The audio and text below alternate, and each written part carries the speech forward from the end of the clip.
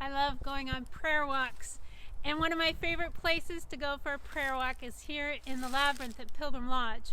And my heartfelt thanks to Reverend Jen Paty, who gave us permission to be here today in such a beautiful place, to share such a beautiful story. I love this gospel story because for me it has this threefold journey, this threefold part of a prayer walk that you can take with you. You see, because the story begins with two disciples setting out, leaving Jerusalem and heading for the village of Emmaus. And on the way, they're talking, and they're joined by a stranger, and the stranger asks them, "What are you talking about?" And they can't believe it. They're stopped dead in their tracks. And the grief of all that happened, the trauma and the drama overwhelms them. And out of their mouths tumble this story that's of betrayal, of crucifixion, of death, of confusion. And the stranger hears it all and then asks them this question. Well, didn't you know that this had to happen? In all of this exchange, the disciples have crossed a threshold. And to go on a prayer walk, to enter into a labyrinth, you cross a threshold. You put down the worries, the fears, the concerns, the heartache of the world. And you're invited to pick up a question. For the question creates the curiosity. And the curiosity creates a space in your heart in order to receive an answer. The curiosity makes room for something new to come about. So the disciples go on with this curiosity, holding them, and the stranger tells them stories.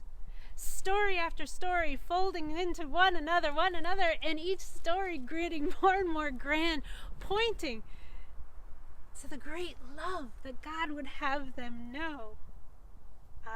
And the disciples' hearts are burning within them. It is such a sacred gift to have been on this labyrinth with so many beloved. And how this path is traveled, and it brings us all to this center point. And just as the disciples reach a center point in their journey, this heart-centering place, they reach their home. And they invite the stranger into the home, and the stranger sits with them at table, and he takes the bread, and after having given thanks, he blesses and breaks it, and he hands it to him. And when he hands it to him, the disciples see the wounds in his hands, and they recognize him.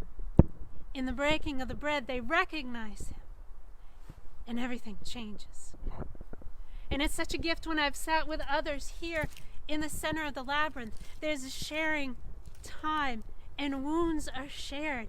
And people are held so tenderly by the power of the Holy Spirit. They can hear that message that no matter how ugly you think your wounds are, you are beautiful and you are loved.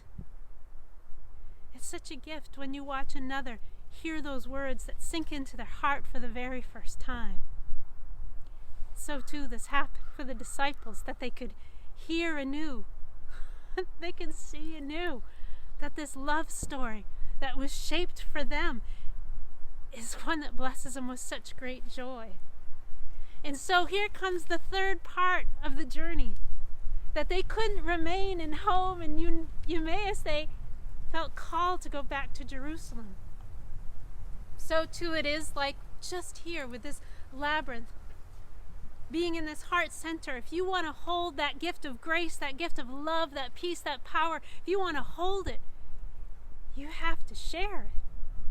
So then comes the sacred sending, the re-entry back in the world, the return to home. The disciples return to Jerusalem. We're going to have to leave this sacred centering to walk back out that labyrinth path and to take this light, this love, this trust, this newfound joy to a world that so needs it. That's the gift of a prayer walk. And I've needed these prayer walks in this time of isolation and separation to remind myself to cross that threshold of time of prayer with God, of conversation with you, with loved ones, of time with Jesus, with the Holy Spirit, this centering time to talk about the wounds of this time.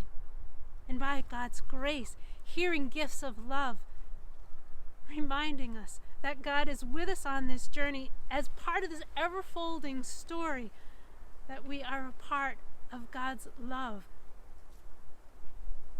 May you be blessed this week of knowing a time of living this out in your own prayer walk. May you be joined by the Holy Spirit, by God, by Jesus. Pick up the phone, call another, bring them along with you. May you know this time of threshold crossing, of heart centering, of sacred sending. It's of this journey, this discipleship journey. It's a gift that we have in this life to share with God, with each other. May you know this blessing this week. Go for a prayer walk, if not physically, virtually, with your imagination and in prayer with each other. Know that you are with me, and I know that I go with you. For this, I am thankful. Go with God's grace. Amen.